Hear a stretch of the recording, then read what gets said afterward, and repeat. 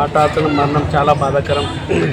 దాదాపు చిన్నప్పటి నుంచి మా నాన్న క్లాస్మేట్ అయినా దాదాపు మా ఫ్యామిలీకి ఎంతో ఎప్పుడు ఏం ఆపద వచ్చినా చింతల సుబ్బారెడ్డి గారు నేను ఉన్నానని చెప్పేవాళ్ళు. ప్రతిరోజు మేము ఆఫీస్కి వెళ్ళేప్పుడు ప్రతిరోజు మాకు చేయి ఊపేవాడు. అట్లాంటిది ఆయన హఠాత్తు మరణం మనకు చాలా బాధాకరం.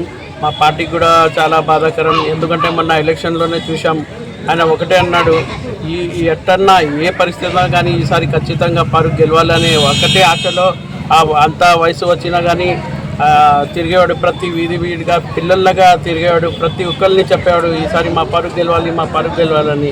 అట్లనే ఆయన హఠాత్తుగా మరణం చాలా బాధాకరం. మాకని కాదు, మా పార్టీ వాళ్ళకి కానీ మా ఇంట్లో ఒక పెద్ద ఆయనని మనం కోల్పోయినట్టు ఉన్నాము. దానికోసం వాళ్ళ ఆత్మకి శాంతి కలగాలని కోరుకుంటున్నాం. జై హింద్.